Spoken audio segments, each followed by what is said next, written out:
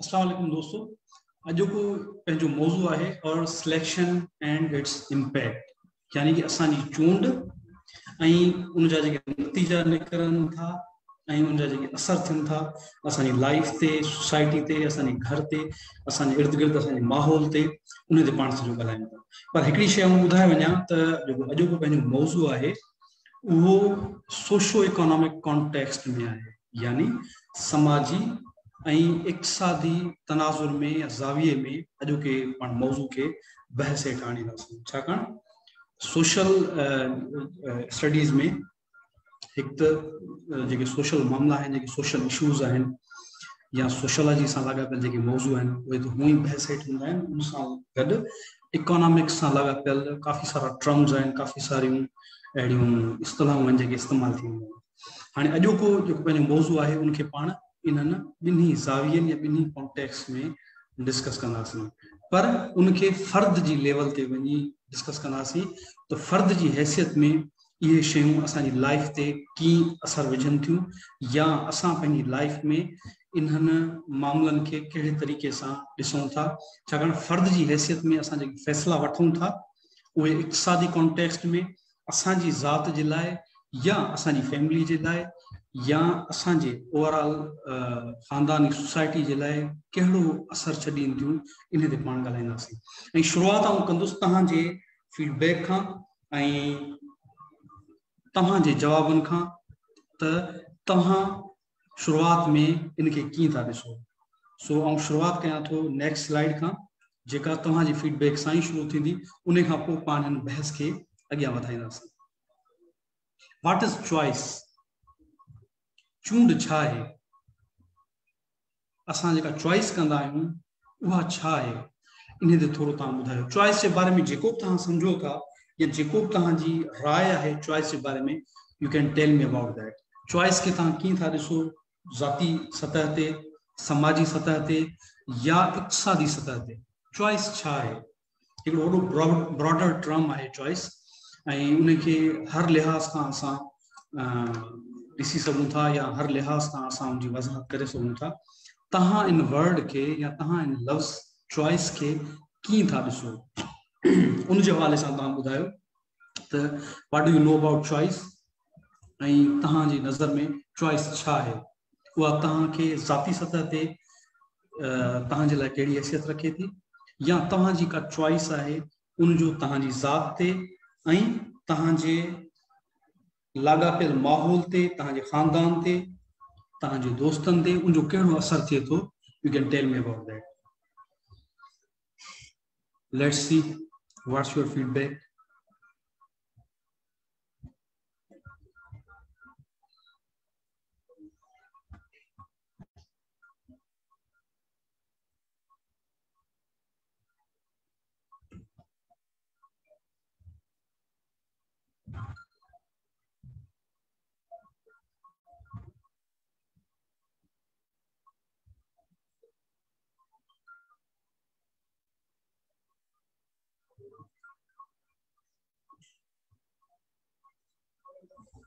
छाकाणि चॉइस जो वॾो अमल दख़ल असांजी लाइफ ते, ॿियनि ते। हा,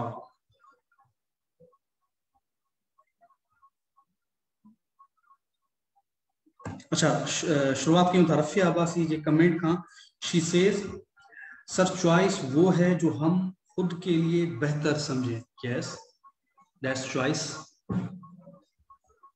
ॿियो को फीडबैक, ॿियो को कमेंट? चॉइस छा है?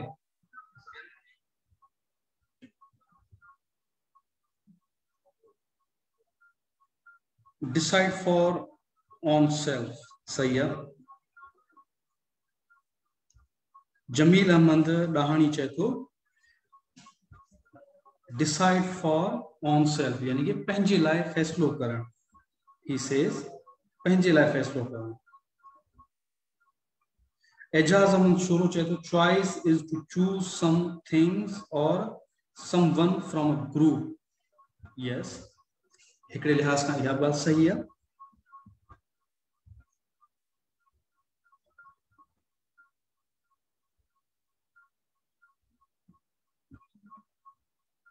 थोड़ा जल्दी कमेंट कयो, कोई कमेंट अञा आहे ठीक आहे तो पाण नेक्स्ट स्लाइड पे वञूं ऐं पाण मौजू के अॻियां वधायूं। टू चूज समथिंग, सही है।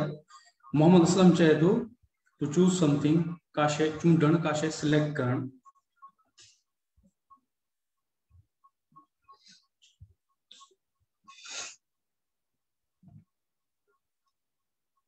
हाणे हिते मां 2 टे शयूं ॿुधाए थो वञा।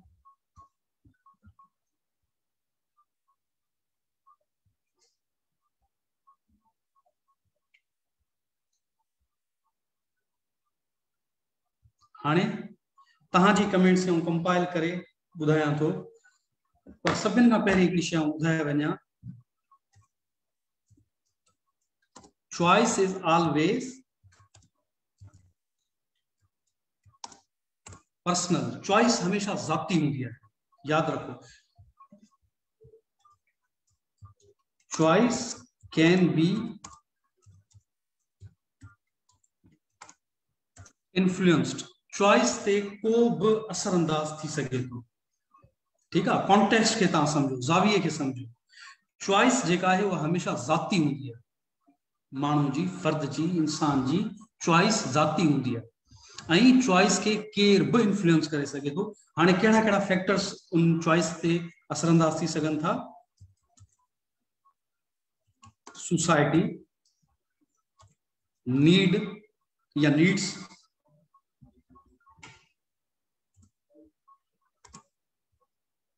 उनका अलावा तहांजा वैल्यूज। उन वैल्यूज में समरियूं शयूं तहांजा रिलीजियस वैल्यूज अची विया ऐं तहांजा समाजी वैल्यूज अची विया, सकाफती कल्चरल जेके वैल्यूज आहिनि उहे पिण अची विया। इहे समरियूं शयूं तहांजी चॉइस ते असरअंदाज थींदियूं आहिनि। ऐं चॉइस तहां छो कंदा आहियो?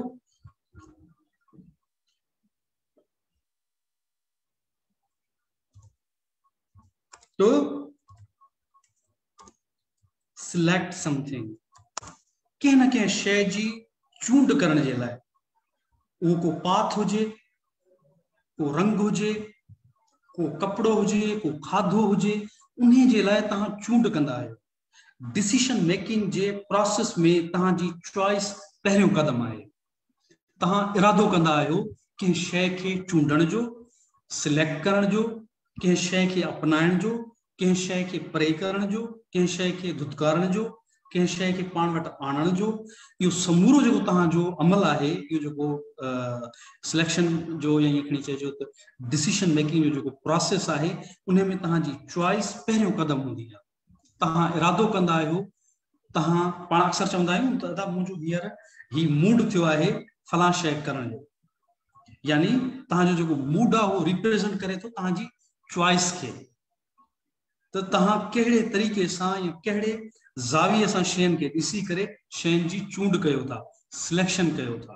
असां चवंदा न ही मुंहिंजी चॉइस आहे, मतलब तहांजी जेका उहा चूंड आहे उहा तहां पर्सनली पंहिंजी लाइक्स ऐं डिसलाइक्स के ॾिसी करे कई आहे।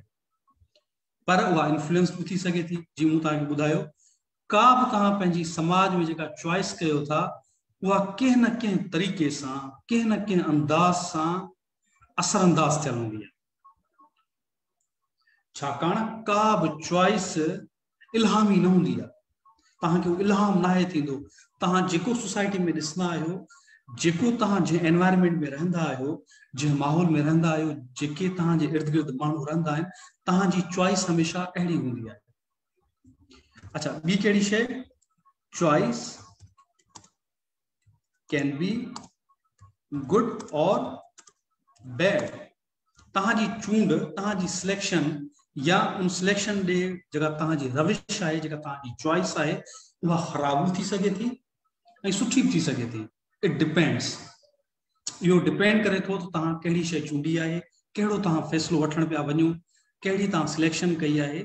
इहा ख़राब थी सघे थी ऐं सुठी थी सघे थी। हाणे चॉइस खे तहां ज़हन में रखिजो। अॻियूं स्लाइड्स जेके भी आहिनि इहे इन कॉन्सेप्ट जे इर्द गिर्द आहिनि, चूंड जे इर्द गिर्द आहिनि। समूरियूं अॻियूं जेके स्लाइड्स आहिनि, जेकॾहिं तहां चॉइस जे कॉन्टेक्स्ट खे तहां पंहिंजे ज़हन में रखियो चॉइस जे ज़ाविये खे तव्हां पंहिंजे ज़हन में रखियो, उन खां पोइ अॻियूं जेके बि स्लाइड्स आहिनि उहे तव्हांखे रिलेवेंट महसूस थींदियूं, छाकाणि इहे सभु लिंक्ड आहिनि, इहे सभु लाॻापियल आहिनि चॉइस सां। Let's move on.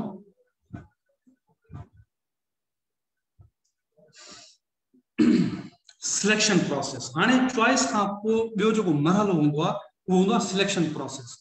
तव्हांजी हिकिड़ी चॉइस आहे, तव्हां चूंड कई, ठीकु आहे। तव्हांखे मिसाल तौरु नंढड़ो एग्जाम्पल थो ॾियां, तव्हांखे ग्रीन कलर पसंदि आहे या रेड कलर पसंदि आहे, कलर तव्हांखे उहो पसंद आहे। हाणे तव्हां उन रंग में को कपिड़ो पसंदि करण पिया वञो या ॿियो को का शइ पसंदि करण पिया वञो, पोइ जेके बि शयूं तव्हां ॾिसंदव त रेड कलर तव्हांजे उन सिलेक्शन प्रोसेस ते असरअंदाज थींदो, छाकाणि तव्हांजी लाइकिंग उन सिलेक्शन प्रोसेस ते असरअंदाज थींदो, ठीकु आहे। तव्हांखे इंटरएक्टिव एनवायरनमेंट पसंदि आहे, सुठो इंटरएक्टिव माहौल जिते माण्हू हिक ॿिए सां फ्रीक्वेंटली कम्युनिकेट कनि, उहो पसंदि आहे। तव्हां हिकिड़े स्कूल में वियो, उते तव्हां ॾिठो, या हिकिड़े कॉलेज में वियो, उते ॾिठो त छोकिरा हिक ॿिए सां ॾाढो सुठे तरीक़े सां इंटरएक्ट कनि पिया, टीचर्स हिक ॿिए सां इंटरएक्ट कनि पिया।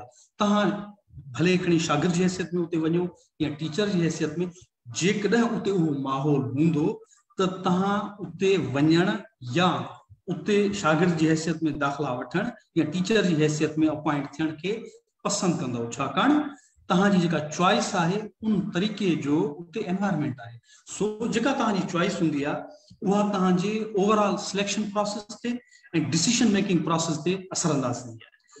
सो हाणे अचूं था सिलेक्शन प्रोसेस ते। We always select things, goods and services because of necessity.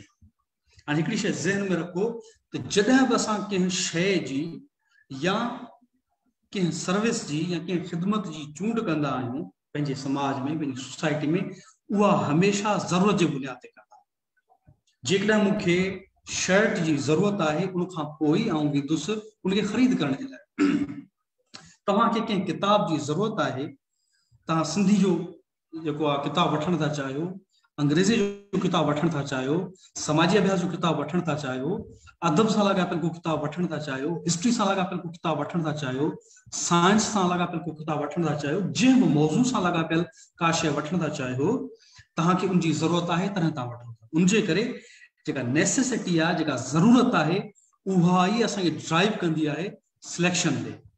असां सिलेक्ट तॾहिं कंदा आहियूं जॾहिं असांखे उन शइ जी ज़रूरत महसूस थींदी आहे। अच्छा, सिलेक्शन सर्व्स द नीड्स। जेके असांजूं ज़रूरतूं आहिनि उन्हनि जो पूरो करण जे लाइ असांजी चूंड कमु कंदी आहे। उहा असां कहिड़ी बि कयूं, उहा थी सघे थो अहिड़ी चूंड असां कयूं जेका असांजी ज़रूरत जो पूरो न बि करे, पर उन बावजूदि असां जेका चूंड कई उनमें इहा सघ हूंदी आहे त असांजी नीड खे एड्रेस करे, असांजी नीड खे पूरो करण जी उनमें सघ हूंदी आहे। अच्छा, उहा साॻी शइ दोहरायां थो चॉइस वारी। सिलेक्शन कैन बी राइट और रॉन्ग। चूंड ग़लति भी थी सघे थी ऐं सही भी थी सघे थी। इनखे तव्हां हर कॉन्टेक्स्ट में ॾिसी सघो था, समाजी, सियासी, इक़्तिसादी, इवन ज़ाती सतह ते तव्हां ॾिसी सघो था त अॼु जेको बि तव्हां आहियो तव्हांजे माज़ी जे फ़ैसिलनि जे करे आहे। असांजो हाल असांजे माज़ी जे फ़ैसिलनि ते आधारियल आहे। जेके बि असां माज़ी में फ़ैसिला कया, सही कया या ग़लति कया, उन्हनि जे बुनियाद ते ई असांजो हाल आधारियल आहे। असांजो प्रेज़ेंट आहे, जंहिं ज़माने में असां गुज़ारियूं पिया, जंहिं ज़माने में असां रहूं था पिया, इहो असांजे माज़ी जे कयल फ़ैसिलनि जे बुनियाद ते आहे। इहो सुठो हुजे, ख़राबु हुजे, इहो आधारियल आहे माज़ी जे फ़ैसिलनि ते। जेके बि असांजे सोसाइटी में, असांजे समाज में असां खां अॻु में माण्हू हुआ, उन्हनि जेके फ़ैसिला कया उन्हनि जे बुनियाद ते अॼोकी सूरत हाल बीठी आहे। इवन तव्हांजी ज़ाती ज़िंदगी बि तव्हांजे कयल माज़ी जे फ़ैसिलनि जो अक्स आहे। अच्छा, सिलेक्शन कैन हैव पॉजिटिव और नेगेटिव रिजल्ट्स। उहा साॻी ॻाल्हि, का बि तव्हां सिलेक्शन कयो था, का चूंड कयो था, उन जा मनफ़ी ऐं मुस्बत नतीजा निकिरी सघनि था। उहो डिपेंड करे तव्हांजे कयल फ़ैसिले ते या तव्हांजी कयल सिलेक्शन ते। हाणे हिते हिकिड़ी मज़ेदार ॻाल्हि आहे, उहा तव्हां कॉन्टेक्स्ट खे सम्झण जी कोशिशि कजो। त हिकिड़ी शइ पहिरीं पढ़ी वञा, सिलेक्शन हैज़ एन इम्पैक्ट, ठीकु आहे, उनजो असर हूंदो आहे, हर कयल तव्हांजी सिलेक्शन जो फ़ैसिले जो असर हूंदो आहे। ॿी आहे शइ त society provides selection patterns. Society provides selection patterns, यानी चूंड जा तरीक़ा असांखे सोसाइटी तय करे थी ॾिए। इहो अहम कॉन्टेक्स्ट आहे ऐं इन ते असां एतिराज़ बि कयूं था, इन ते सुवाल बि उथारियूं था, इन ते क्वेश्चन बि कयूं था, पसंदि बि कयूं था, नापसंद बि कयूं था। सिलेक्शन जेका बि असां कयूं था, ज़ाती ज़िंदगी जे हवाले सां कयूं, इज्तिमाही मामलनि में कयूं, त चूंड जे लाइ असांखे सोसाइटी हिकिड़ा पैटर्न तय करे ॾिना आहिनि। तव्हांखे मिसाल ॾियां, औरतुनि जा कपिड़ा औरतूं पाईंदियूं, मर्दनि जा कपिड़ा मर्द पाईंदा, इहो पैटर्न कंहिं तय कयो आहे? जेकॾहिं तव्हां किथे कंहिं मर्द खे औरतुनि जे कपिड़नि में ॾिसो त तव्हांखे अजीब महसूसु थींदो, या कंहिं औरत खे मर्दनि शलवार कमीज़ में तव्हां ॾिसो त तव्हांखे अजीब महसूसु थींदो। छो? सेट पैटर्न्स जेके आहिनि उहे सिलेक्शन प्रोसेस ते जेको आहे उन ते असरअंदाज़ थींदा। इवन असां अक्सर जेकॾहिं ॾिसंदा आहियूं, जेकॾहिं असां वटि का छोकिरी आहे कंहिं मर्द जी चप्पल पाए वरिती, उनखे बि असां अजीब निगाह सां ॾिसंदा, अड़े तूं फलाणे जी चप्पल पाती आहे। छो? असांजो हिकिड़ो माइंड सेट ठहियल आहे, असां तय करे छॾियो आहे, जेको समाज असांजे ज़हन में शइ तय कई आहे त ही शयूं औरतुनि जे लाइ आहिनि, ही शयूं मर्दनि जे लाइ आहिनि। सेट पैटर्न्स आहिनि ऐं असांजी जेका सिलेक्शन हूंदी आहे उन्हनि सेट पैटर्न्स में ई हूंदी आहे। जेकॾहिं उन्हनि जी मुखालफ़त में या उन खां इख़्तिलाफ़ रखी करे को माण्हू को फ़ैसिलो वठे थो, उन सेट पैटर्न्स खां ॿाहिरि निकिरे थो, त असांखे हैरानगी बि थिए थी ऐं उन ते असां एतिराज़ बि कयूं था। ऐं तव्हांखे काल्ह को जेको इवेंट थियो कराची में या ॿियनि मुख़्तलिफ़ शहरनि में जेके या हैदराबाद में इवेंट्स थिया औरत मार्च जे हवाले सां, उन हवाले सां जेकॾहिं आउं ॻाल्हि कयां त तव्हां ॾिठो हूंदो काफ़ी सारा माण्हू औरतुनि जे कयल उन्हनि एक्टिविटीज़ ते ॾाढो हैरत जी निगाह सां पिया ॾिसनि। जेकॾहिं औरतूं उते डांस कनि पियूं, औरतूं उते सेलिब्रेट कनि पियूं, त असां वटि कुझु माण्हू उनखे ॾाढो मतिलबु अजीब तरीक़े सां ॾिसनि पिया, उते अजीब तरीक़े जा कमेंट्स ॾियनि पिया। छो?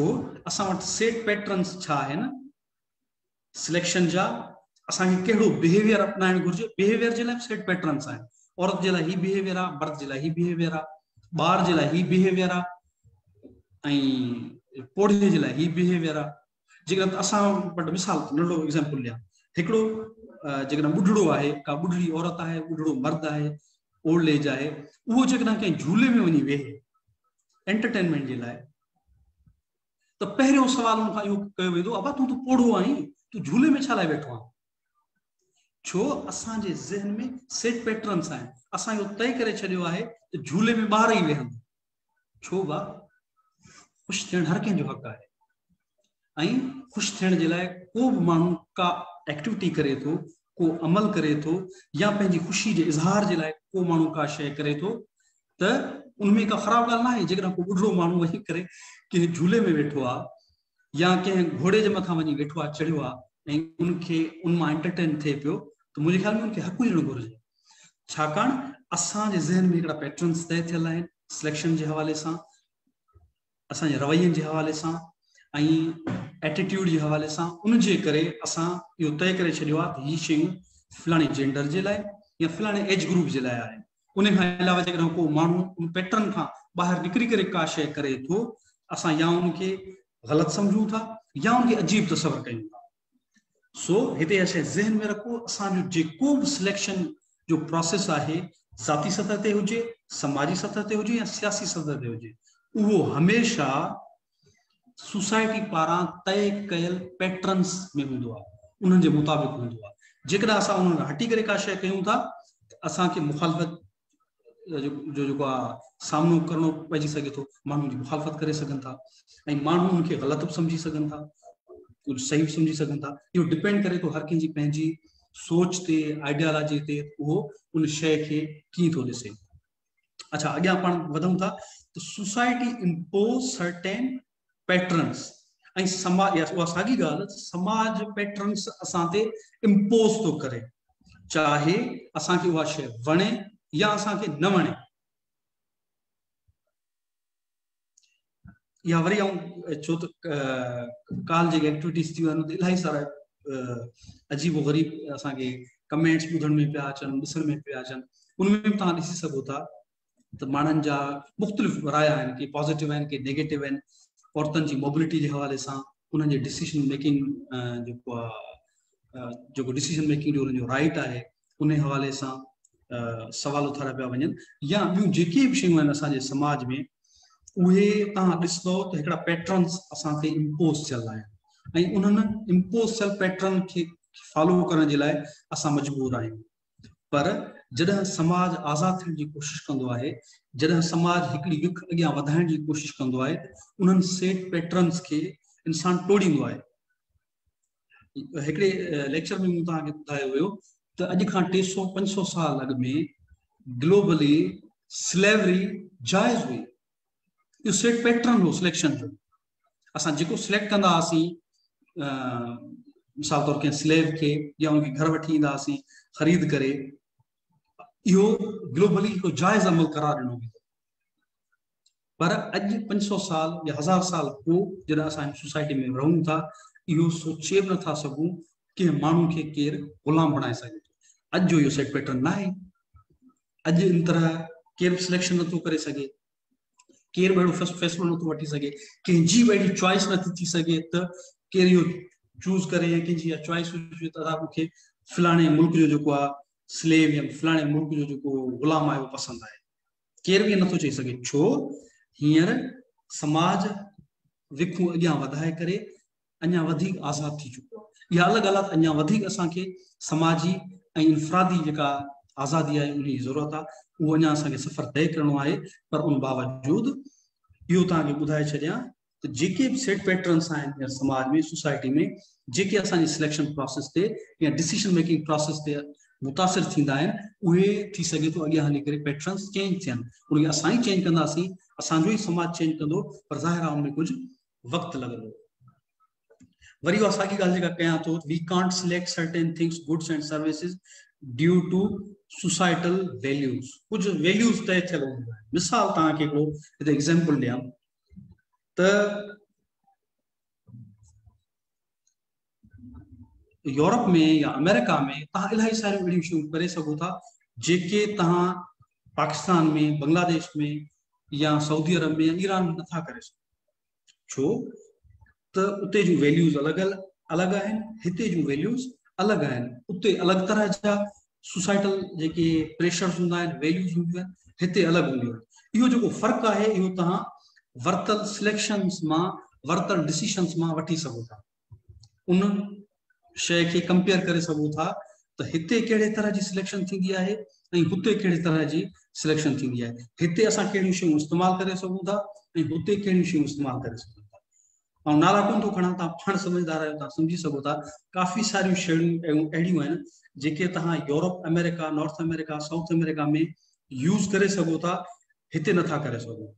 काफ़ी सारियूं सर्विसिस आहिनि, उते तव्हां वठी सघो था, हिते पाकिस्तान में या जेके असां वटि मुस्लिम कंट्रीज़ आहिनि उहे शयूं हिते पॉसिबल न आहिनि। उनजे करे जो असां वटि सर्टेन वैल्यूज़ आहिनि जेके उहे शयूं करण खां उनखे समाजी तौर ते बुरो सम्झो थो वञे, इवन लॉ बि उन्हनि जी इजाज़त कोन थो ॾिए। अच्छा, लास्ट में selection process can be entirely different in a different और सेपरेट एरिया और कल्चर। सिलेक्शन जो जेको प्रोसेस आहे उहो मुख़्तलिफ़ समाजनि में, मुख़्तलिफ़ कल्चर्स में मुख़्तलिफ़ थी सघे थो। कुझु समाज अहिड़ा आहिनि जिते ज़ाती तौर ते सभु फ़ैसिला जेके एडल्ट्स आहिनि पंहिंजी मर्ज़ी सां वठी सघनि था, पर कुझु समाजनि में इहो मुमकिन न आहे, या उहो ईअं सम्झो त आधारियल आहे तव्हांजी सोसाइटी ते या तव्हांजे वॾनि ते या तव्हांजे ईअं सम्झो त इन फैमिली ते। इवन असां वटि काफ़ी समाज में, असांजे समाज में, हाणे हिकिड़ो तव्हांखे नंढो एग्ज़ाम्पल ॾियां थो, असांजे समाज में केतिरियूं अहिड़ियूं न्याणियूं आहिनि जेके पंहिंजी मर्ज़ी सां पंहिंजी ज़िंदगी जो जीवन साथी चूंडे सघनि थियूं। केतिरियूं अहिड़ियूं न्याणियूं आहिनि, मां उहो कमेंट कोन थो कयां, तव्हां ॿुधायो त केतिरियूं अहिड़ियूं न्याणियूं आहिनि, केतिरो परसेंट औरतूं आहिनि जेके पंहिंजी मर्ज़ी सां शादी करे सघनि थियूं। इवन असां वटि काफ़ी सारा मर्द बि पंहिंजी मर्ज़ी सां शादी कोन था करे सघनि फैमिली जे प्रेशर जे करे। हाणे इहो अहिड़ो फ़ैसिलो आहे जेको एग्ज़ाम्पल तौर सां पेश करे सघूं था त काफ़ी सारा फ़ैसिला या जेको असांजो सिलेक्शन प्रोसेस आहे उहो मुतासिर थिए थो असांजी फैमिली खां, असांजी सोसाइटी खां, असांजे एल्डर्स खां या असांजे इर्द गिर्द जे माहौल खां। त असां ज़ाती फ़ैसिला वठण में पिणु मुकमल तौर ते आज़ाद न आहियूं, उहो चाहे मर्द हुजे या औरत हुजे। औरत अञा वधीक मुतासिर आहे छाकाणि उनखे ज़ाती काफ़ी सारा ज़ाती फ़ैसिला पंहिंजी मर्ज़ी सां नथी वठी सघे। शादी त अञा अॻे जी ॻाल्हि आहे, काफ़ी न्याणियूं त अहिड़ियूं आहिनि पढ़ाई करण जो बि उन्हनि खे हक़ न हूंदो आहे, उहो फ़ैसिलो नथियूं वठी सघनि वञी करे कंहिं स्कूल में दाख़िला वठनि। मोबिलिटी जे हवाले सां बि उन्हनि खे इहो अख़्तियार न आहे हूंदो त हू पंहिंजी मर्ज़ी सां किथे वञी सघनि। इहा शायदि शइ मर्दनि जे लाइ न हूंदी आहे। असां जेकॾहिं मर्द आहियूं कंहिं जॻह ते वञणु था चाहियूं असांखे कंहिंखे इंफॉर्म कोन थो करिणो पवे, पंहिंजी मर्ज़ी सां अचूं वञूं था। स्कूल वञिणो आहे, कॉलेज वञिणो आहे, यूनिवर्सिटी वञणी आहे या कंहिं बाज़ार में वञिणो आहे का शइ ख़रीद करण जे लाइ, कंहिं दोस्त सां मिलण जे लाइ वञिणो आहे त असांखे इंफॉर्म कोन थो करिणो पवे, असां पंहिंजी मर्ज़ी सां अचूं वञूं था। पर असांजे समाज में तव्हां ॾिसी सघो था त न्याणियुनि खे उहा आज़ादी या मोबिलिटी जो जेको हक़ आहे मर्दनि जे मुक़ाबले में उहो न आहे। ग़लति आहे सही आहे उहो अलॻि बहस आहे। मां सिनेरियो पेश पियो कयां त सिनेरियो इहो आहे, सूरत हाल इहा आहे।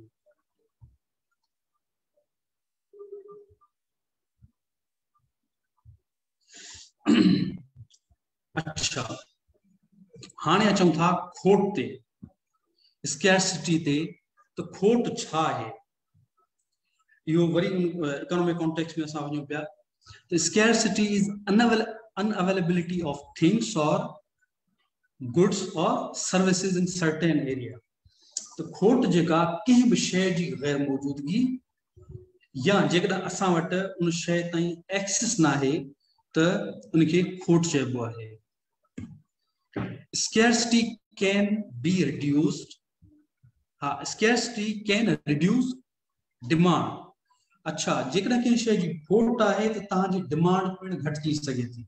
इहो हिकिड़ो मिसाल तौरु, जेकॾहिं तव्हां वटि हिकिड़ी शइ अवेलेबल ई न आहे, मौजूद ई न आहे, तव्हांखे ख़बर आहे या मौजूद न हूंदी त जेका खपत आम हालतुनि में कंहिं शइ जी हूंदी आहे उनजे मुक़ाबले में उहा खपत घटिजी वेंदी, छाकाणि उहा शइ तव्हांजी मार्केट में अवेलेबल न आहे। Scarcity can create difficulties in society. इहो त हूअं ई आहे, कंहिं बि शइ जी खोट थिए थी, उहा कहिड़ी बि हुजे, का सर्विस आहे या का गुड आहे, का शइ आहे, उनजी जेकॾहिं खोट थिए थी समाज में तकलीफ़ूं या परेशानियूं पैदा थी सघनि थियूं।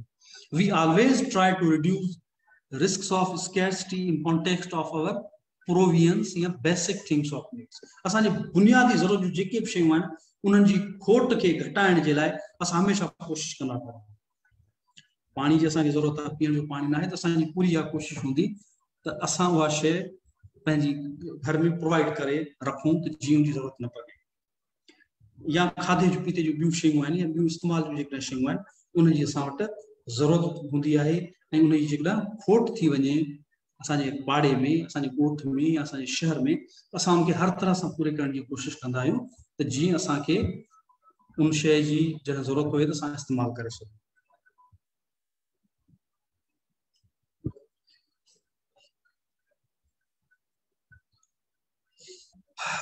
असांजी जेका सिलेक्शन आहे उहा छा ते डिपेंड करे थी? Resources and income, price, needs, necessities, values, society, state, laws, religion and culture। ये घणो थोरो मां तव्हांखे अॻु में लास्ट स्लाइड में ॿुधाए वियो आहियां, वरी आऊं दोहरायां थो त जेके बि असां सिलेक्शन्स कयूं था उहे डिपेंड कनि थियूं रिसोर्सिस ते ऐं इनकम ते। तव्हां वटि या मूं वटि पैसा हूंदा तॾहिं असां का नई शइ ख़रीद करे सघूं था, जेकॾहिं न आहिनि असां ख़रीद न कंदासीं। त असांजी जेका सिलेक्शन आहे या असांजी जेका चूंड आहे कंहिं शइ खे आणण जी उहा तॾहिं पूरी थी सघे थी जॾहिं उनजे लाइ असां वटि रिसोर्सिस हुजनि या इनकम हुजे। ॿियो प्राइस, जेकॾहिं तव्हांजे खीसे में 5000 रुपया आहिनि ऐं तव्हां का शइ वठण था चाहियो उनजी क़ीमत 7000 आहे त ज़ाहिर आहे तव्हां उहा न वठी सघंदा त प्राइस पिणु तव्हांजी सिलेक्शन ते असरअंदाज़ थिए थी भले खणी उहा शइ तव्हांखे केतिरी पसंदि हुजे पर जेकर तव्हां वटि उनजी क़ीमत अदा करण जे लाइ तव्हां वटि रिसोर्सिस न आहिनि तव्हां वटि इनकम न आहे त तव्हां मायूस थी करे वापसि ई ईंदो छाकाणि उहा जेका क़ीमत आहे अदा करण जे लाइ असां वटि रिसोर्सिस न आहिनि या असां उनजी क़ीमत अदा करण जे लाइ असां वटि उहे पैसा न आहिनि ॿियो नीड्स एंड नेसेसिटीज़ जंहिं बि शइ जी ज़रूरत हूंदी आहे उहा ई असां सिलेक्ट कंदा आहियूं त नीड्स ऐं नेसेसिटीज़ पिणु बुनियादी फैक्टर आहिनि असांजी सिलेक्शन जे लाइ वैल्यूज़ जो मूं अॻु में ज़िक्र कयो सोसाइटी वैल्यूज़ जेके आहिनि समूरी सोसाइटी में मौजूदु हूंदियूं आहिनि स्टेट इलाही सारियूं शयूं आहिनि जेके स्टेट असांखे उनखां रोके थी करण खां तव्हां पाण ॿुधाए सघो था कहिड़ियूं कहिड़ियूं शयूं जेके आहिनि असां नथा करे सघूं जंहिंखां स्टेट रोके थी इन मां अंदाज़ो लॻाए सघो था तव्हां त जेका सिलेक्शन आहे उहा पिणु स्टेट ते डिपेंड करे थी काफ़ी सारियूं शयूं हू रोके थी या नथी करण ॾे या लॉस पिणु स्टेट जा ई हूंदा आहिनि कानून उहे असांखे रोकनि था मुख़्तलिफ़ शयूं करण खां या असांजे सिलेक्शन प्रोसेस खे असांजे सिलेक्शन खे मुतासिर कनि था रिलीजन काफ़ी सारियूं शयूं इस्लाम में मना थियल आहिनि उहे हिकिड़ो मुस्लिम हिकिड़ो मुसलमान नथो करे सघे इन जो मतिलबु इहो थियो त मज़हब पिणु असांजे सिलेक्शन प्रोसेस ते या असांजी सिलेक्शन ते असरअंदाज़ थिए थो कल्चर सकाफ़त कहिड़ा असां कपिड़ा पायूं कहिड़ा कपिड़ा न पायूं कहिड़ा कलर्स यूज़ कयूं कहिड़े तरीक़े सां असांजो आउटफिट हुजे इहो डिपेंड करे थो कल्चर ते जहिड़ी तरह जो कल्चर आहे तहिड़ी तरह जो असांजो कॉस्ट्यूम आउटफिट असांजा कपिड़ा असांजा क्लॉथ्स जेके आहिनि उन तरह जा हूंदा यानी कल्चर पिणु असांजे सिलेक्शन खे या असांजे सिलेक्शन प्रोसेस खे मुतासिर करे थो हाणे अचूं था हिकिड़ो टर्म यूज़ थींदो आहे इकोनॉमिक्स में ट्रेड ऑफ्स सौदेबाज़ी या ॾे वठि इन जे कॉन्सेप्ट ते आउं चवां थो उन खां पोइ पाण वधीक इन ते ॻाल्हायूं था A trade-off is a situational decision that involves diminishing or losing one quality, quantity, or property of set or design in return for gains in other aspects. In simple terms, a trade-off is where one thing increases and another must decrease. यानी जेका सौदेबाज़ी आहे या ॾे वठि आहे उनमें तव्हां हिकिड़ी शइ जे बदिले ॿी शइ हासिल कयो था ऐं तव्हांखे उहा ॿी शइ ज़रूरु ॾियणी आहे उहा शइ तव्हांखे ज़रूरु ॾियणी आहे कंहिं शइ खे हासिल करण जे लाइ ट्रेड ऑफ थींदी तॾहिं आहे सौदेबाज़ी ॾे वठि थींदी तॾहिं आहे जॾहिं तव्हां हिकिड़ी शइ लूज़ कयो हिकिड़ी शइ ॾियो ॿी शइ हासिल करण जे लाइ या ॿी शइ खे गेन करण जे लाइ the concept of trade off suggest a tactical और strategic choice made with full comprehension of the advantages and disadvantages of each setup. An economic example is the decision to invest in stocks which are risky but carry great potential return versus bonds which are generally safer but with lower potential returns. तो जेका तव्हां trade off आहे या जेका असां सौदेबाज़ी कयूं था उनमें सभिनि खां अहम जेको फैक्टर हूंदो आहे उहा हूंदी आहे एम्बिशन असां एम्बिशियस हूंदा आहियूं का शइ लूज़ करे कंहिं शइ खे हासिल करण जे उहा नुक़सानकारक थी सघे थी उहा फ़ाइदेमंद थी सघे थी उनजा एडवांटेजिस हूंदा आहिनि उनजा डिसएडवांटेजिस हूंदा आहिनि पर असां पंहिंजे ज़हन में अज़्यूम था कयूं त जेका शइ असां ॾियूं पिया उनजे बदिले में असां बहितर शइ हासिल कंदासीं उन कारण ई असां सौदेबाज़ी कयूं था या ॾे वठि कयूं था इकोनॉमिक्स में इहो टर्म घणो तणो यूज़ थींदो आहे अच्छा हाणे हिकिड़ो हिते सवाल आहे selection is also a trade off हाउ हाणे तव्हांजे लाइ सवाल आहे तव्हां हिन में पंहिंजो इनपुट ॾेई सघो था त जेका सिलेक्शन आहे जेका चूंड आहे उहा पिण ट्रेड ऑफ या सौदेबाज़ी आहे की let me know.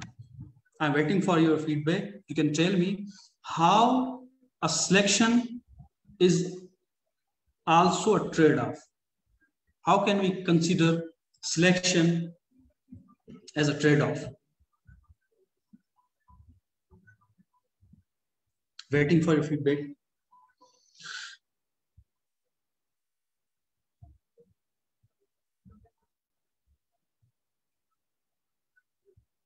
चूंड सौदेबाज़ी आहे की आहे या नाहे तव्हां ॿुधाए सघो था जेकॾहिं आहे की नाहे त कीअं न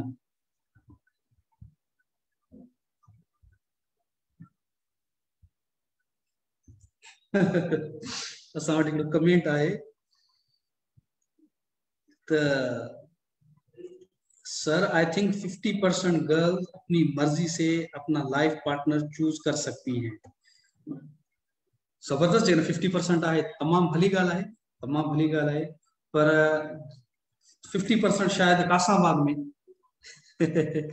या कराची में तव्हां नुशरो फिरोज विज़िट कयो थरपारकर विज़िट कयो बदीन विज़िट कयो काछो विज़िट कयो ऐं गोलारची वञो ऐं जेकबाद वञो उन खां पोइ तव्हां ॿुधायो घणा परसेंट अच्छा ॿियो हिकिड़ो रफ़िया जो कमेंट आहे सर लोग उधार पे ले आते हैं जेकॾहिं तव्हांखे इहा फैसिलिटी अवेलेबल आहे त ज़रूर तव्हां उधार ते वठी अचो selection is also a trade off how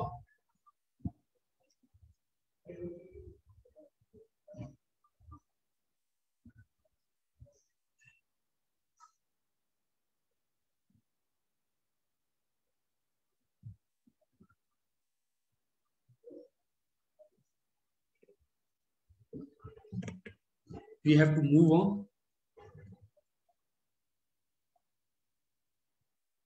Selection is also a trade-off. How? Waiting for your feedback.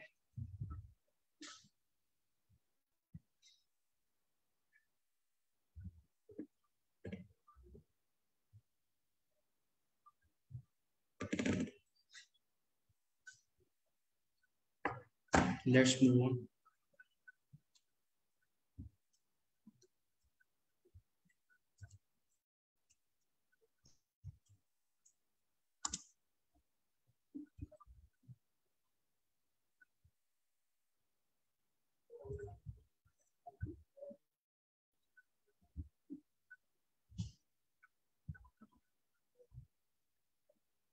अच्छा रफिया चाहे थी तो सर हम अपनी सिलेक्ट की हुई चीज पैसे देकर लेते हैं it means it's trade off super जबरदस्त एग्जैक्टली यही है selection is for the need and needs can be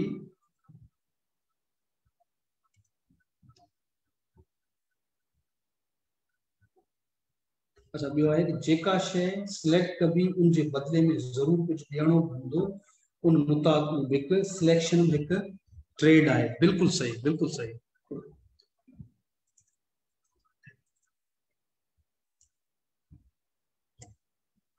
पहिरीं ही शइ असां ऐड कयूं था त we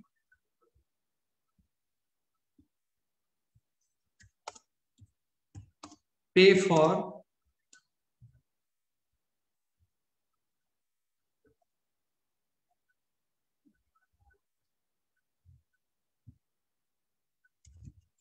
we pay to purchase something बिल्कुल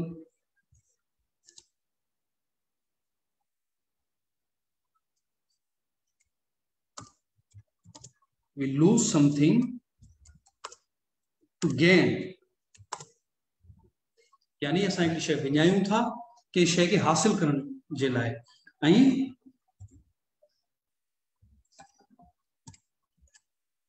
Selection is a process to gain something. तो जेको सिलेक्शन आहे उहा कंहिं शइ खे हासिल करण जे लाइ हूंदी आहे। त तव्हां इन शइ खे लिंक करे सघो था, जेका शइ हिते ॿुधाए चुका आहिनि, रफ़िया ॿुधाए चुकी आहे, मोहम्मद असलम ॿुधाए चुको आहे। त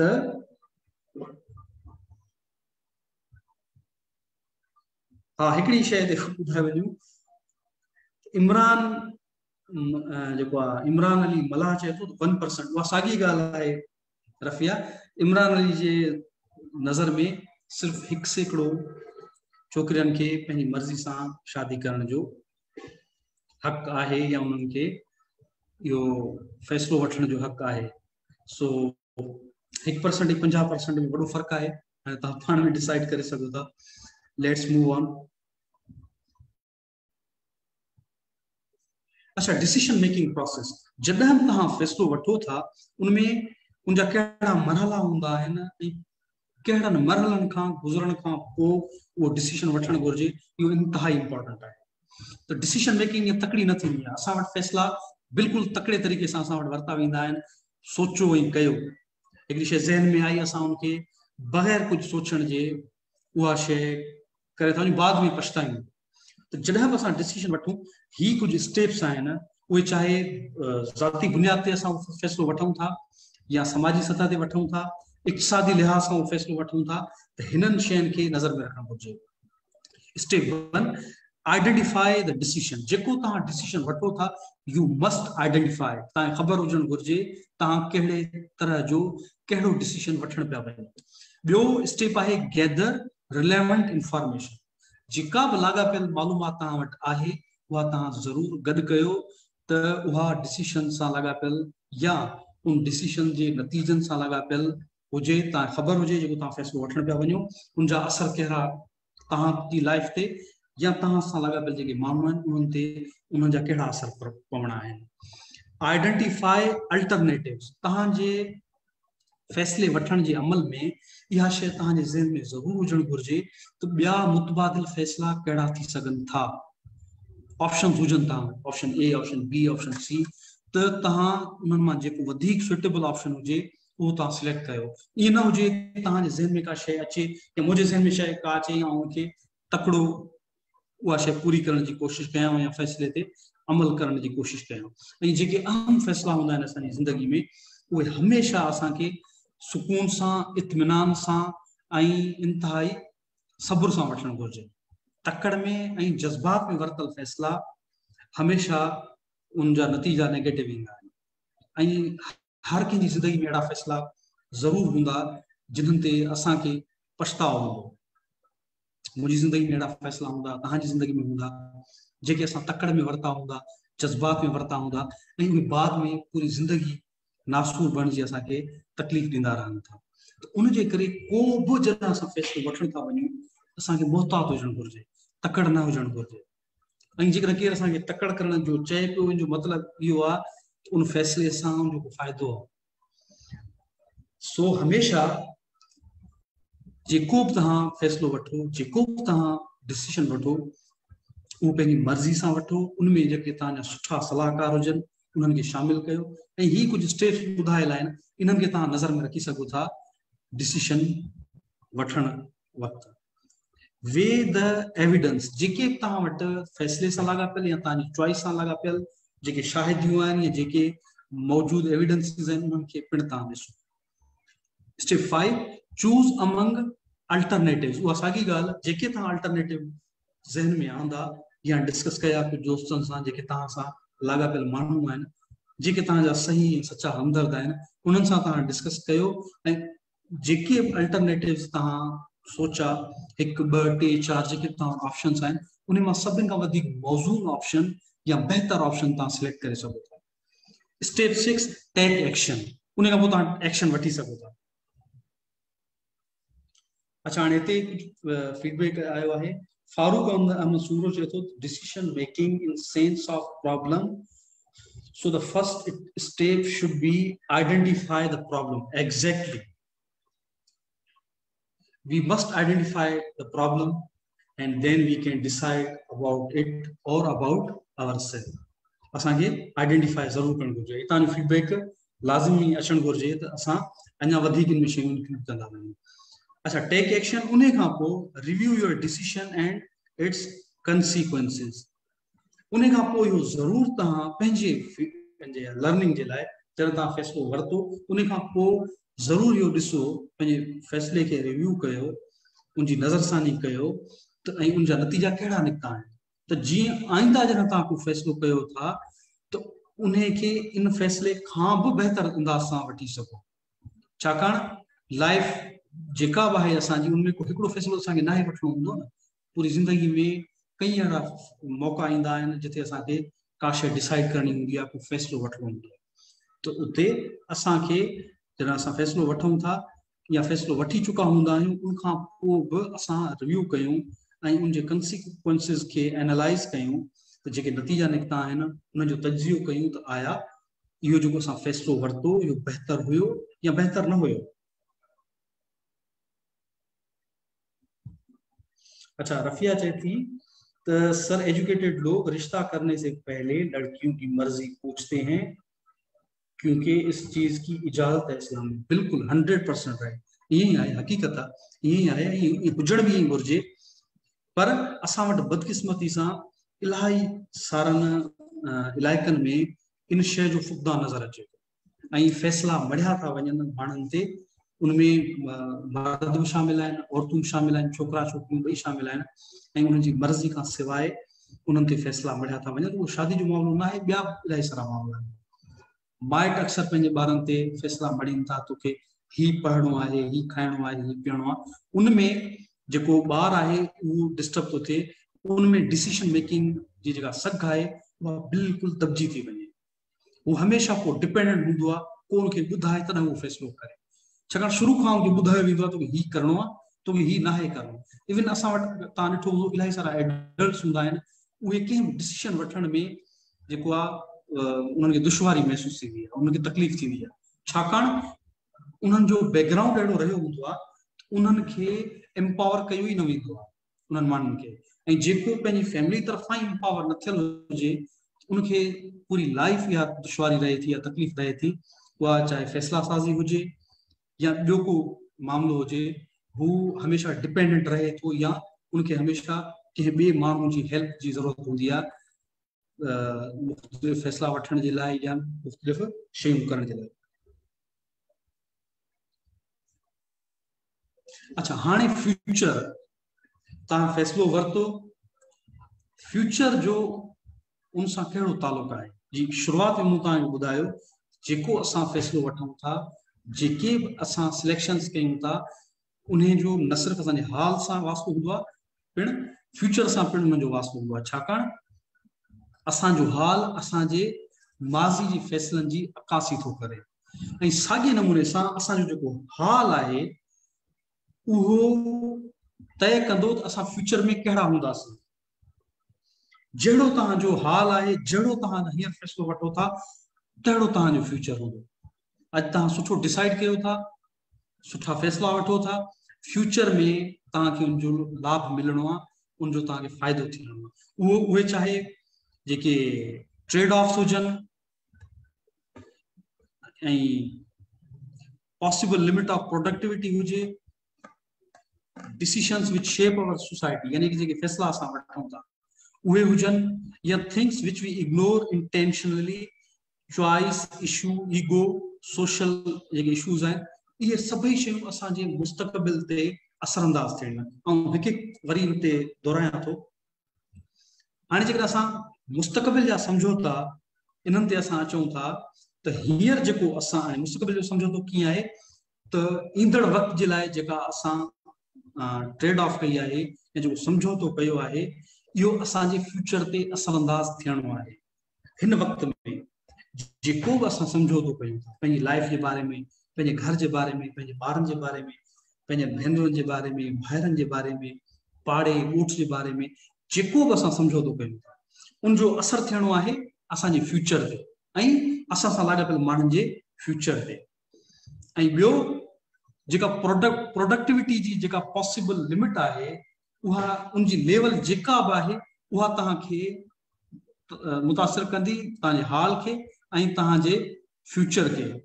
जेकॾहिं प्रोडक्टिविटी खे असां मिसाल तौर इनकम जे कॉन्टेक्स्ट में ॾिसूं त जेकॾहिं असां मां को 20,000 हींअर कमाए सघे थो त ईअं न सोचो त 20,000 अॼु जे लाइ या जेको हुनजो हाल आहे उनखे मुतासिर कंदा। अॼु जा तव्हांजा 20,000 अॼु खां 20 साल पोइ जी जेका तव्हांजी लाइफ आहे उनखे पिणु मुतासिर कंदा।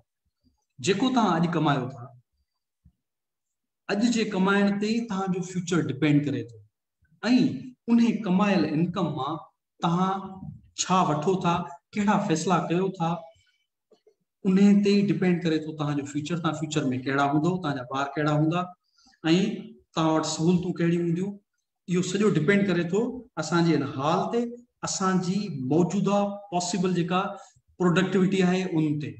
उहा असां वधाए बि सघूं था, घटाए बि सघूं था, इहो सॼो असांजे हथ में हूंदो आहे।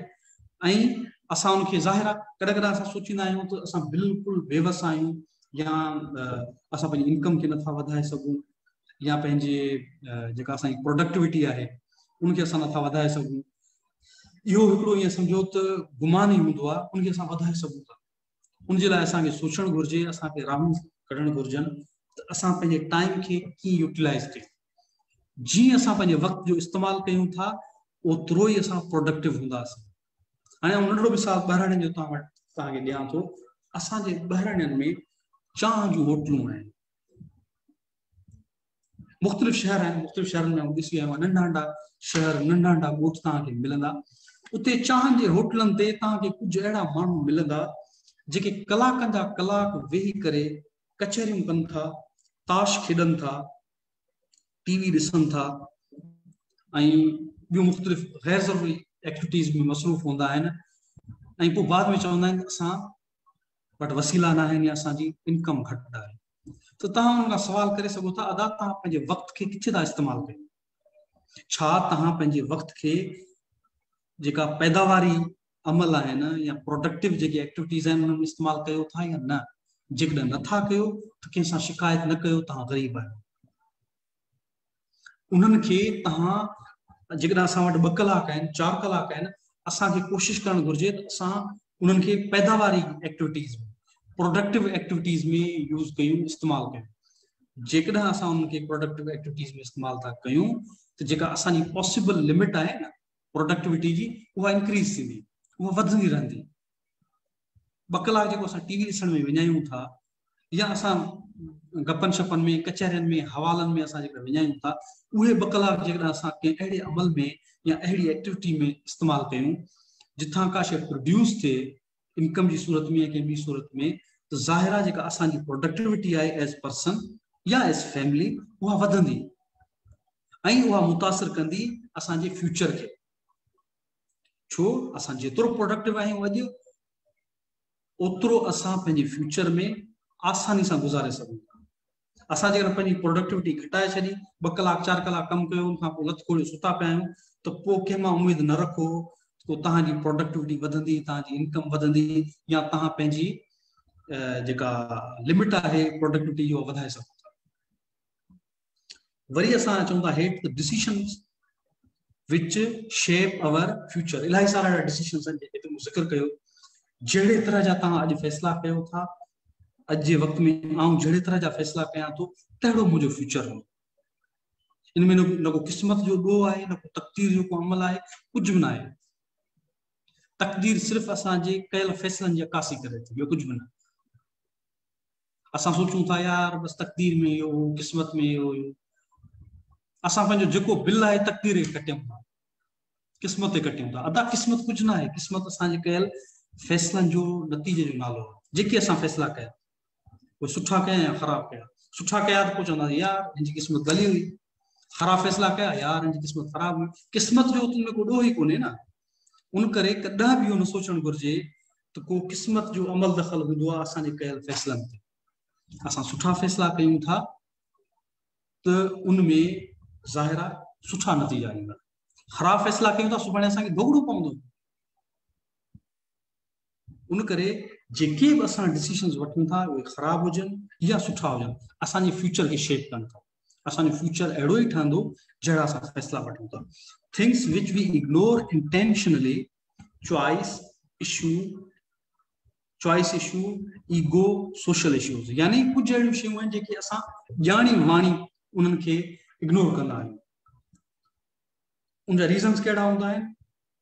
असांखे उहा शइ वणंदी न आहे, पसंदि आहे, अब मूड न आहे, अब तो नौकरी ते छो कोन में, मुंहिंजो मूड कोन, असां वटि मूड जो वॾो अमल रखल आहे न, अदा मुंहिंजो मूड कोन थियो, हाणे रईस जो मूड न थियो त पोइ सुभाणे तकलीफ़ में पाण ईंदो. सो या ईगो, असांखे केरु कुझु चई वठंदो, असां बर्दाश्त कोन थियो, अदा फलाणे मूंखे हीअं चई वरितो, हाणे आउं हीअ कमु कोन कंदुसि. ॿियो सोशल इश्यूज़, कुझु समाजी मजबूरियूं हूंदियूं आहिनि, असां हरू भरू उनखे पंहिंजे मथे ते चाढ़े करे असां इलाही सारा फ़ैसिला वठण खां रहिजी था वञूं. ऐं इहे समूरियूं शयूं असांजे फ्यूचर खे शेप कनि थियूं. असांजो फ्यूचर इन्हनि समूरियुनि शयुनि ते, इन्हनि वरितल फ़ैसिलनि ते हूंदो आहे. जेकॾहिं कंहिं दोस्त 5 साल में कंहिं जॉब खे अवेल न कयो हूंदो ऐं 5 साल बेरोज़गार रहियो हूंदो, त उनखे अंदाज़ो हूंदो त 5 सालनि में कयल फ़ैसिलो केतिरो ग़लति हुयो. अॼु जेकॾहिं असां का अपॉर्चुनिटी अवेल नथा कयूं त शायदि 5 साल पोइ असांखे पछताइणो पए. उन करे असां जेके फ़ैसिला वठूं हमेशह मुहतात तरीक़े सां वठूं ऐं इहो सोचे करे वठूं त असांखे उन्हनि फ़ैसिलनि सां कहिड़ो फ़ाइदो थियणो आहे, कहिड़ा उनजा मुस्बत नतीजा निकिरणा आहिनि, ऐं उन्हनि फ़ैसिलनि जेकॾहिं नथा कयूं उनजे न करण सां कहिड़ा नेगेटिव इम्पैक्ट्स अची सघनि था. सो फ़ैसिले साज़ी में हमेशह असांखे मुहतात हुजणु घुरिजे ऐं ख़ासियत हुजणु घुरिजे. हाणे मौक़ियाती क़ीमत छा आहे? इहो इकोनॉमिक्स में टर्म यूज़ थींदो आहे, अपॉर्चुनिटी कॉस्ट. मौक़ियाती क़ीमत. Opportunity cost is the loss or the benefit that could have been enjoyed if the alternative choice was chosen. Opportunity cost is the loss or benefit that could have been enjoyed if the alternative choice was chosen. कि जेका opportunity cost आहे वो नुक़सान या फ़ाइदो आहे कंहिं मुतबादिल खे न चूंडण जो. का बि मुतबादिल शइ आहे, का चॉइस आहे, का शइ आहे, का सर्विस आहे, का गुड आहे, उनखे जेको असां सिलेक्ट न कयो, उन जी जेका पॉसिबल जेको बेनिफिट हुयो या लॉस हुयो, उनखे पाण अपॉर्चुनिटी कॉस्ट चवंदा आहियूं. उहा मौक़े जी क़ीमत थी. असां चवंदा आहियूं न इन मौक़े जी क़ीमत अदा कई. It incorporates all associated costs of a decision, both explicit direct cost and implicit indirect cost. Opportunity cost also includes the utility or economic benefit and individual loss. It is indeed more than the monetary payment or actions taken. As an example, to go for a walk. And an example this गौर कजो कि बिल्कुल आसानी से समझाया है. As an example, to go for a walk may not have any financial cost embedded to it, yet the opportunity foregone is the time spent walking which could have been used instead for the purpose such as earning an income. वह सागी ॻाल्हि जेका last में slide में उनखे तव्हां link करे सघो था. हिकिड़ो माण्हू 5 कलाक वेठो आहे कंहिं अहिड़ी जॻह ते जिथां उनखे को बि फ़ाइदो न आहे थियो. भले खणी 5 कलाक वेहण जे लाइ हू को पैसा न पियो ॾिए या थोरो अमाउंट ॾिए बि पियो. होटल जो मिसाल वठूं, असां वटि इलाही सारा माण्हू होटलनि ते वञी करे वेहनि था, 2-2, 4-4, 5-5 कलाक वेठा हूंदा आहिनि. उहे भले खणी हिकिड़ी चांहि पीअनि था, 2 चांहियूं पीअनि था, 50-100 ख़र्च उते कनि था, या भले का वॾी क़ीमत न आहे. पर जेकॾहिं उहे 2-4 कलाक उते न वेहनि, थी सघे थो उन 2-4 कलाक उते न वेहण जी जॻह ते 500-1000 कमाए सघनि था. हाणे हुननि जो जेको डिसीशन आहे उनजी अपॉर्चुनिटी कॉस्ट छा निकिती? 500 to 1000 हिकिड़े ॾींहं जी. यानी उन जेको डिसीशन वरितो आहे हिकिड़ी अहिड़ी जॻह ते वेहण जो जेको वेहण को बि प्रोडक्टिव ना है, उनजी का प्रोडक्टिविटी ना है सिवाय टाइम जे ज़ियान जे। ऐं जो मुतबादिल छा है, उहो माण्हू जेको उते वांदो वेठो आहे कंहिं होटल ते, कंहिं चांहि जी होटल ते, उहो कंहिं वञी करे जगह ते कमु करे ऐं पैसा कमाइण जी कोशिश करे त उन्हनि 2 कलाकनि में, 4 कलाकनि में या 6 कलाकनि में 500,000 कमाए सघे थो। यानी हुते हू वेही करे 500,000 पंहिंजा ज़ाया पियो करे।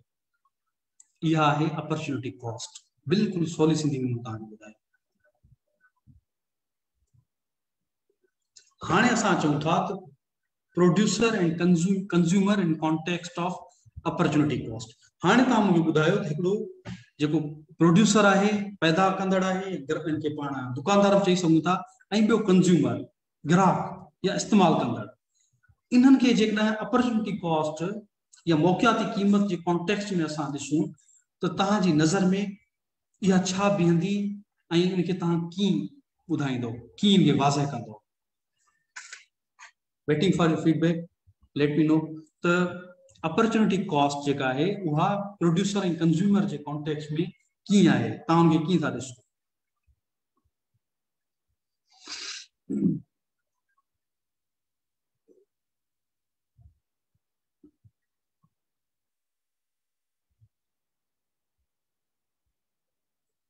हाँ, हाणे हिते कुझु फीडबैक आया आहिनि। त ज़हूर अहमद चए थो, ज़हूर अहमद मेमून चए थो त opportunity cost is the loss और gain of making a decision. बिल्कुलु उहा ई साॻी ॻाल्हि मुंहिंजी तव्हांखे ॿुधाई त जेको असां फ़ैसिलो वठूं था उन जे नतीजे में उहो सही आहे या ख़राबु आहे, जेको असां अल्टरनेटिव जेको छॾियूं था न, उन अल्टरनेटिव मां जेको पॉसिबल बेनिफिट आहे, इहा ई आहे अपॉर्चुनिटी कॉस्ट। असां हिकिड़ी शइ विञायूं था। जेकॾहिं आउं हितां ऑफिस खे छॾे करे वञी करे 3 कलाक वॉक जे लाइ वञा थो, ठीकु आहे, मतिलबु उहे जेके 3 कलाक जा आवर्स आहिनि, कोई थी सघे थो SSDP मुंहिंजा कटे छॾे, हिननि जा तोखे ॾोकड़ न ॾींदासीं। हाणे यानी जेका मुंहिंजी उहा वॉक आहे उनजी क़ीमत छा थी, उहे 3 कलाक। या तव्हां मां को दोस्त आहे जेको कंहिं जगह ते वञी करे वेहे थो ऐं हू ट्रेड जो बिज़नेस करे थो ऐं पीक आवर्स आहिनि ट्रेड जा, उहे विञाए करे उहे 4 कलाक 5 कलाक शादी अटेंड करे। हाणे हुनजा 4-5 कलाक जेके के शादी में यूटिलाइज़ थिया, उनजो अल्टरनेटिव इहो हुयो त उहो वञी करे जेको आहे स्टॉक जो बिज़नेस करे पिए सघियो, ट्रेड करे पिए सघियो ऐं उतां ॾोकड़ कमाए पिए सघियो, पैसा कमाए पिए सघियो। यानी उनमें जेको हुनजो शादी ते वञणु आहे, उन 4-5 कलाकनि जी जेका क़ीमत आहे, उन अपॉर्चुनिटी जेका कॉस्ट आहे, उहा जेका आमदनी कमाए पिए सघियो उहा आहे, यानी उहा आमदनी विञाए।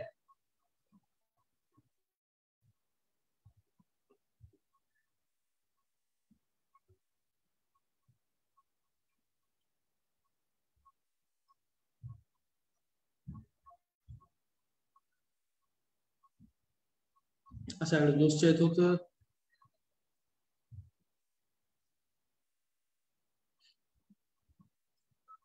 अच्छा हाणे अचूं था त प्रोड्यूसर ऐं कंज्यूमर जे कॉन्टेक्स्ट में अपॉर्चुनिटी कॉस्ट छा आहे।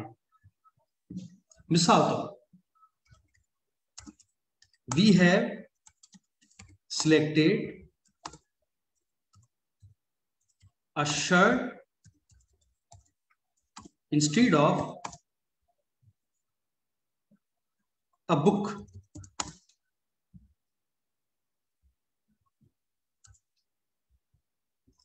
मिसाल तौर हाणे हिते तव्हांखे ॿुधायां, असां हिकिड़ी शर्ट सिलेक्ट करे वरिती आहे हिकिड़ी बुक जे बदिरां। असां कंज्यूमर ऐं प्रोड्यूसर जे कॉन्टेक्स्ट में वञूं पिया, हलनि पिया इम्तिहान। हाणे अपॉर्चुनिटी कॉस्ट छा थी, उहा बुक ऐं उन मां हासिल कयल या पॉसिबल लर्निंग।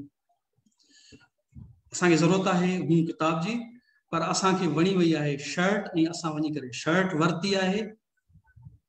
हाणे हिन जो जेको प्रोड्यूसर आहे शर्ट जो, उनखे फ़ाइदो थियो, बुक जे प्रोड्यूसर खे जेको फ़ाइदो थियणो हो उहो कोन थियो, ऐं बुक मां जेको असांखे पॉसिबल फ़ाइदो थियणो हुयो, असां जेका एग्ज़ाम जी तयारी करण पई चाही, उहा न थी सघी। त कंज्यूमर ऐं प्रोड्यूसर जे कॉन्टेक्स्ट में त बुक मां पॉसिबल जेका लर्निंग आहे, इहा थी जी अपॉर्चुनिटी कॉस्ट। ॿियो एग्ज़ाम्पल तव्हांखे ॾियां।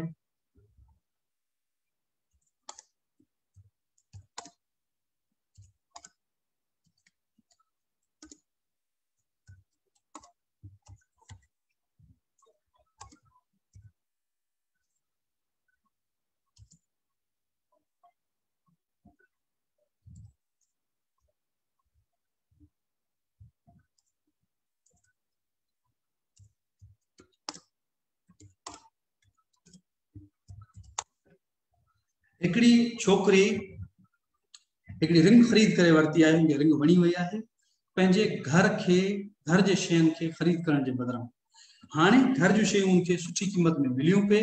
हाणे जेका हिनजे घर जूं शयूं आहिनि, इन्हनि मां जेको लाभ हासिल थियणो हुयो, जेको इम्कानी लाभ हुयो, इहा आहे अपॉर्चुनिटी कॉस्ट। हाणे हिननि खे विकण वारो जेको हुयो, जेको प्रोड्यूसर हुयो इन्हनि घर जे शयुनि जो, उनखे फ़ाइदो न थी सघियो। ऐं फ़ाइदो कंहिंखे थियो, जेको रिंग विकण वारो हुयो, जेको प्रोड्यूसर हुयो रिंग जो। त जॾहिं असां अपॉर्चुनिटी कॉस्ट खे कंज्यूमर ऐं प्रोड्यूसर जे कॉन्टेक्स्ट में ॾिसूं था, त इहो शइ ज़हन में रखो त प्रोड्यूसर ऐं कंज्यूमर अपॉर्चुनिटी कॉस्ट जी जेका आहे क़ीमत अदा कनि था, उन मां फ़ाइदो हासिल कनि था ऐं क़ीमत मुंहिंजी अदा कनि था। इहा क़ीमत हू ॿई अदा कनि था, जेको प्रोड्यूसर बि अदा करे थो ऐं कंज्यूमर बि अदा करे थो। हाणे हिते इन ॿिन्ही एग्ज़ाम्पल्स में तव्हां ॾिसी सघो था त जेको शर्ट असां वरिती, इन जो जेको प्रोड्यूसर हुयो उनखे फ़ाइदो थियो, दुकानदार खे फ़ाइदो थियो, उन जेका शइ आंदी हुई। वरी साॻे नमूने सां बुक जो जेको प्रोड्यूसर हुयो या जेको सेल करण वारो हुयो, सेल्समैन, उनखे नुक़सानु थियो, छाकाणि बुक न विकामी। टियों वरी असां ते उहा शइ असर विधो त असां जेका पॉसिबल जेका लर्निंग हुई असां हासिल न करे सघियासीं किताब में। उनजी क़ीमत किताब जे विकण वारे, किताब न वठण वारे ऐं शर्ट विकण वारे, इन्हनि टिनी अदा कई हिकिड़ी शइ जी क़ीमत। कहिड़ी शइ? बुक। जेका बुक न ख़रीद थी सघी, उनजो फ़ाइदो शर्ट विकण वारे खे थियो ऐं उनजो नुक़सानु बुक विकण वारे खे थियो। ऐं टियों असांखे नुक़सानु थियो जो असां उहा किताब न वरिती, असांखे ज़रूरत हुई, असां वठूं हा, असांखे इन शर्ट खां वधीक फ़ाइदो थियो आहे बुक वठण में। साॻे नमूने सां छोकिरी जो मिसाल आहे त छोकिरी जेको रिंग वठी वरिती, हाणे रिंग विकण वारे खे फ़ाइदो थियो, उन नुक़सानु न थियो। पर घर जूं शयूं विकण वारो जेको माण्हू हुयो या दुकानदार हुयो, उनखे नुक़सानु थियो, छाकाणि घर जूं शयूं हुनजूं न विकामी सघियूं। टियों इन जो असरु थियो इन छोकिरी ते, त छोकिरी इहा रिंग न वठे हा ऐं घर जूं शयूं वठे हा, त शायदि अञा वधीक फ़ाइदे में रही हा, उनखे वधीक फ़ाइदो थिए हा। सो इहो तव्हां कॉन्टेक्स्ट सम्झी वरितो हूंदो त अपॉर्चुनिटी कॉस्ट खे जॾहिं असां प्रोड्यूसर या कंज्यूमर जे कॉन्टेक्स्ट में ॾिसूं था या उन ज़ाविये में ॾिसूं था, त फ़ाइदे ऐं नुक़सान जो जेको गर्दान आहे, साइकिल आहे, उहो किन खे मुतासिर करे थो। असां हाणे कंक्लूड कयूं था इन सेशन खे, या साइंस जो टाइम आहे। सो इंशाल्लाह सुभाणे वरी ॿिए मौज़ू सां तव्हां सां गॾु हूंदासीं। सो सुभाणे जे लाइ अल्लाह वारी।